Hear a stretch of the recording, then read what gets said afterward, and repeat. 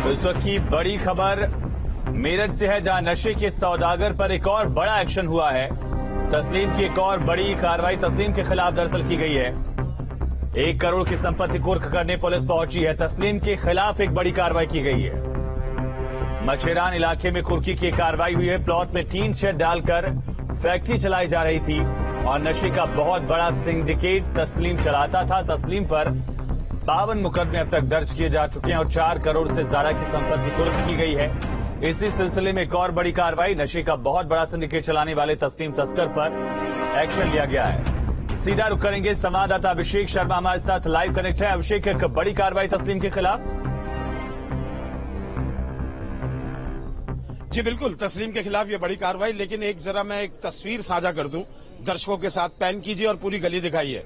ये मेरठ का इलाका है या मुंबई का वो मलिन बस्ती है जहां पर अपराध सिंडिकेट, भिंडी बाजार मुंबई का और दूसरे बाजार चोर बाजार अगर आप देखेंगे उससे मिलती हुई भौगोलिक स्थिति आप देखिए जरा। ये फोर्स है, बारिश रिमझिम अभी हुई है, गली में कीचड़ हो गई है और ये जो टीन शेड और ये छोटी छोटी झुग्गी झोपड़ियां, यहाँ कभी पुलिस आज से पहले कदम रखने की हिम्मत नहीं जुटा पाती थी। ये जो खाकी है पथराव झेलती थी, ऊपर से पथराव होता था, फायरिंग अवैध होती थी। पुलिस अपनी जान बचा के इन गलियों से भागा करती थी। आज यहाँ सीना तान के खड़ी है। ये थोड़ा सा फर्क है योगी पार्ट 2 में और 2017 से पहले।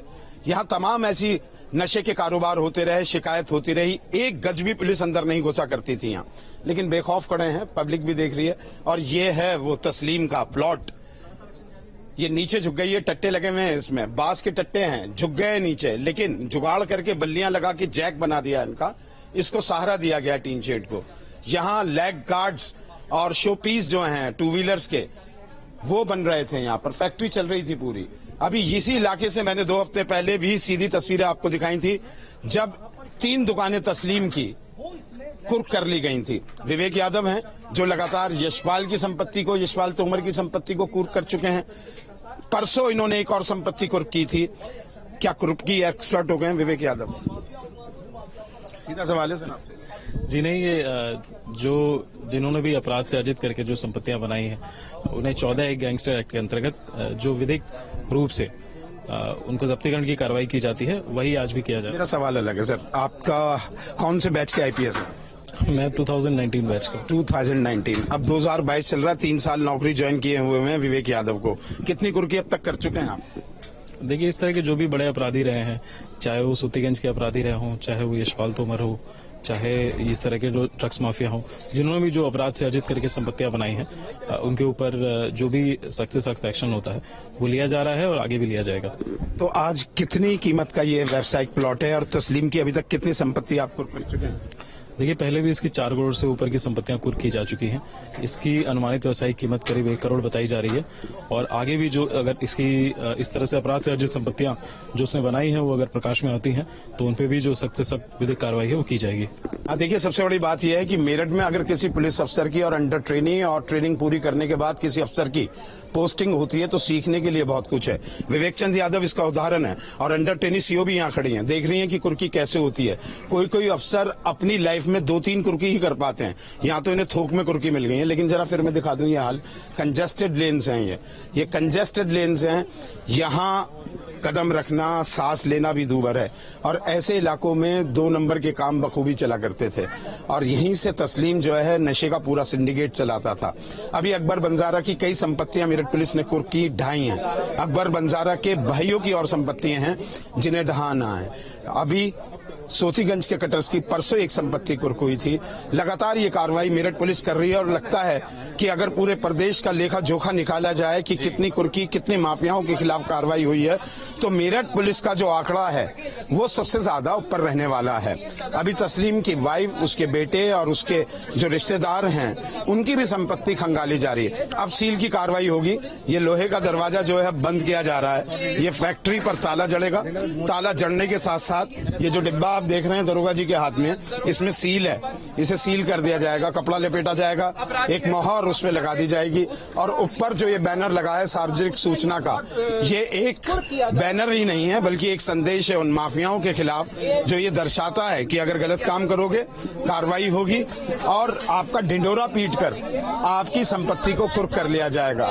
आप ये देखिए, कुर्की की कार्रवाई के साथ अब सीलिंग की कार्रवाई चल रही है। पुलिस ने अपना ताला ये डाल दिया है। ताला डालने के बाद अब इस पे एक कपड़ा लपेटा जाएगा और उसके बाद एक सील लगा दी जाएगी, यानी कि ये संपत्ति ना तो अब कोई ले सकता। इसमें एक फैक्ट्री चल रही थी, फैक्ट्री से पहले यहीं से नशे का कारोबार, आदर्श सिचुएशन है 2 नंबर का काम करने का। यहाँ कोई सोच भी नहीं सकता कि अंदर क्या चल रहा है। बाहर से कुछ और दिखाई देता है, अंदर से कुछ और दिखाई देता है। जो हालात हैं मैं दिखाऊं, बारिश हुई है, कीचड़ हो चुकी है, पूरी यहाँ पर कीचड़ है ये बर्पा, क्योंकि अभी थोड़ी देर पहले बारिश हुई है। खड़ंजा तक नहीं है यहाँ पर। ये संपत्ति वैध है या अवैध, इसकी भी जांच होनी अभी बाकी है, क्योंकि जिस तरीके से यहाँ हो सकता है ये डिफेंस लैंड हो, क्योंकि कैंट इसके ठीक पीछे और सटा हुआ भूसा मंडी का ये एरिया है मचेरान का, पूरा कैंट इलाका यही लगता है। और ये भी अभी पता नहीं है कि ये संपत्ति वैध है या अवैध है। इसकी जांच आगे चल रही है, सदर थाना पुलिस इस पर कार्रवाई चल रही है। कुल मिलाकर अब तक अगर हम बात करें 9 से 10 माफियाओं की संपत्ति कुर्क हुई है। उनकी संपत्ति पर बुलडोजर चला है, उनको कुर्क करने के बाद सीज कर लिया गया है। डीएम के अंतर्गत ये डीएम कोर्ट में केस चलेगा। तस्लीम लाल जेल में है, उसके परिजन बाहर हैं, और जब डीएम कोर्ट में वो अपनी सफाई दे देंगे, कुछ ऐसे कागज पेश करते हैं जिनसे ये लगे कि ये संपत्ति छोड़ने लायक है, तभी ये मुक्त होगी। लेकिन अभी इसके केयर टेकर एएसपी 2 जो हैं वो रहेंगे। उनकी बिना मर्जी के इसे ना तो खोला जा सकता है ना कुछ किया जा सकता है। कुल मिलाकर हाजी याकूब की कुर्की एक अपने आप में बहुत बड़ी चीज थी। एक हफ्ते के अंदर ये तीसरी बड़ी कार्रवाई है। हाजी याकूब वो नाम था जब उसका इकबाल किसी एक शासन में पूरा बुलंद था, अधिकारी उसको सलाम ठोकते थे, मंत्री था, राज्य मंत्री।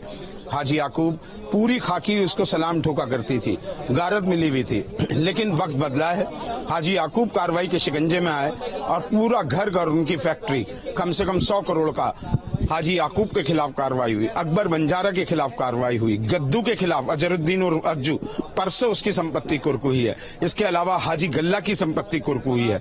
बहुत सारे ऐसे नाम हैं मेरठ में। सोतीगंज का चोर मार्केट लगातार सुर्खियों में था।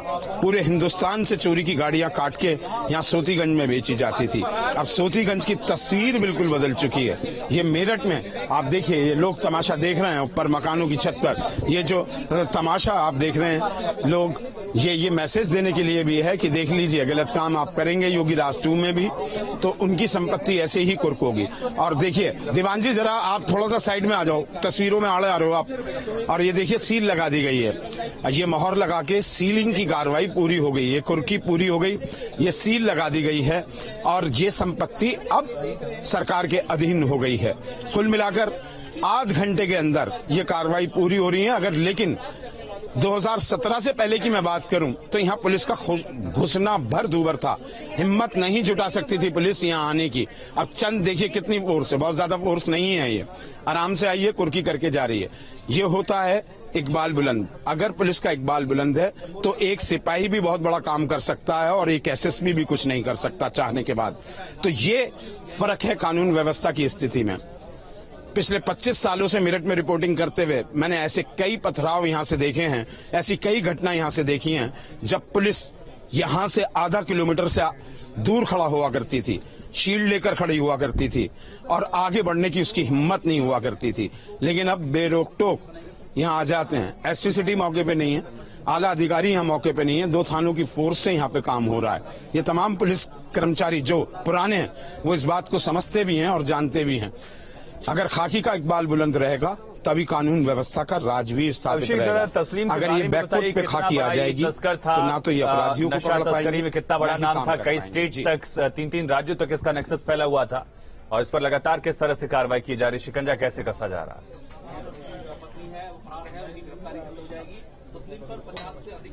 जी देखिए, तस्लीम अपराध की दुनिया का वो नाम है। नशा एक ऐसा अपराध है जो हमारी पीढ़ियों की जड़ों में डाला जाता है, नई पीढ़ियों की जड़ों में डाला जा रहा है। सीधे तौर पर अगर आप क्राइम कर रहे हैं, सामने का क्राइम कर रहे हैं तो समझ में आता है।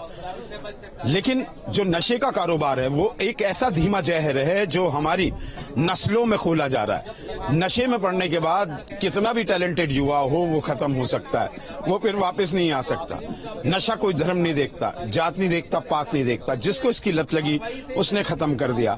तस्लीम जैसे लोगों पर जो कार्रवाई है वो इस बात का संदेशा है कि अगर डायरेक्ट अपराध की बजाय आप नारकोटिक्स की तरफ जा रहे हैं, नारकोटिक्स में ये बड़ी कार्रवाई है। अभी तक होता था कि अपराध कर दिया, गाड़ियां काट ली, लेकिन नारकोटिक्स के मुजरिम को इस तरीके से एक्सपोज करना ही अपने आप में बड़ी बात है। इसके मायने बड़े हैं। मायने इसलिए बड़े हैं कि ड्रग्स ये तस्लीम अकेला मेरठ में नहीं करता था, पूरे दिल्ली में इसकी सप्लाई थी, हरियाणा में, देहरादून में, इसके अलावा मुंबई, गुजरात में। ये ड्रग पैडलर्स जो हैं ये बहुत साइलेंट तरीके से अपनी एक चैन चलाते हैं। ड्रग सिंडिकेट ऐसे लोगों को अपने गैंग में शामिल करता है जिसको देखने से आप कभी शक नहीं कर पाएंगे। कोई एम्बुलेंस ड्राइवर होगा वो ड्रग पैडलर हो सकता है, कोई एक ब्लड कलेक्शन सेंटर का आदमी होगा जिस पर कोई विश्वास ही ना करे ये तो ब्लड कलेक्शन सेंटर का बंदा है। इस तरीके के खेती करने वाला मजदूर भी ड्रग पैडलर हो सकता है। नारकोटिक्स से जितनी भी किताबें पढ़ी हैं, जितने एक्सपर्ट्स ने किताबें लिखी हैं नारकोटिक्स के ऊपर, उसमें ड्रग पैडलर की अगर आप हिस्ट्री खंगालेंगे तो ये हिस्ट्री सामने आएगी कि ड्रग पैडलर ऐसे छदम वेश में होते हैं जिनको ट्रेस कर पाना बहुत मुश्किल होता है। और ये सिंडिकेट भारत ही नहीं पूरी दुनिया में बहुत गहरी जड़ें जमाए हुए हैं। मेरठ पुलिस ने तस्लीम का सिंडिकेट तोड़ा है, और भी सिंडिकेट तलाशने की कोशिश हो रही है। तस्लीम की अब तक 5 करोड़ की प्रॉपर्टी मेरठ पुलिस जब्त कर चुकी है और ये जब्तीकरण की कार्रवाई आगे भी चल रही है। सुबह तक ये पता नहीं होता कि पुलिस आज क्या करने वाली है, लेकिन दोपहर तक ये संदेश आता है कि आज फला माफिया के खिलाफ कार्रवाई कर रही है। शायद पुलिस की इतनी तारीफ पहले कभी ना हुई हो। पुलिस हमेशा कटघरे में रहती है, लेकिन ये गुड वर्क जो पुलिस कर रही है माफियाओं के खिलाफ, शायद पुलिस को भी ये विश्वास नहीं होगा, अधिकारियों को, कि मीडिया हमारी तारीफ भी कर सकती है। क्योंकि इसकी वजह यह है कि आज से पहले माफियाओं के खिलाफ पुलिस की फाइलें रंगी नहीं गई। अगर रंगी गई तो वो ओपन होकर कार्रवाई के रूप में पेश नहीं हुई। अगर ये कार्रवाई के रूप में जद में आ जा रही हैं तो उसका परिणाम भी यह है कि मंद मंद मुस्कान चेहरों पर है और लग रहा है हाँ हमारी तारीफ हो रही है। अब तक इन लोगों को ये परेशानी रहती थी कि मीडिया कभी हमारी तारीफ नहीं करता, हमेशा हमारे खिलाफ ही लिखता और बोलता है। लेकिन जब माफियाओं की कमर तोड़ी जा रही है, क्योंकि माफियाओं से समाज का कोई ऐसा अंग नहीं है जो प्रभावित ना हो, कोई धर्म ऐसा नहीं है जो प्रभावित ना हो। कुल मिलाकर आप देख सकते हैं के लोग ये जो कार्रवाई है, इसके बाहर मुहाने पर 3 दुकानें थी तस्लीम की, और साथ ही मेरठ में किस तरह से इन बड़े सिंडिकेट्स को लगातार तोड़ा जा रहा है। वो बोल नहीं पाएंगे तस्लीम के खिलाफ शायद। देखिए जो बच्चे ज्यादा यहाँ पर खड़े हैं, कोई ऐसा मुअज़्ज़िज़ आदमी मुझे यहाँ दिखाई नहीं दे रहा। महिलाएं हैं जिनसे मैं बात कर सकूं। हाँ, कोई मुअज़्ज़िज़ आदमी मुझे जरूर नजर आया तो मैं बात करूंगा, क्योंकि आप देखिए मेरे पीछे ये बच्चे हैं जिनसे बात करना मुझे नहीं लगता कि कोई माकूल जवाब आपको और मुझे मिल पाएगा।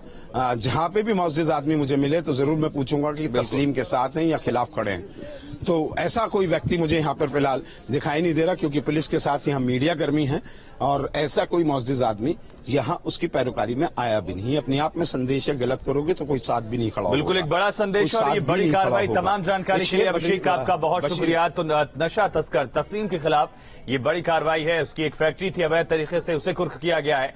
52 मुकदमे उस पर अब तक दर्ज थे। इससे पहले भी कुर्की की कार्रवाई उसके खिलाफ हो चुकी है। परिवार के कई लोगों के खिलाफ केसेस हैं और कई राज्यों तक ये नशा तस्करी का काम करता और करवाता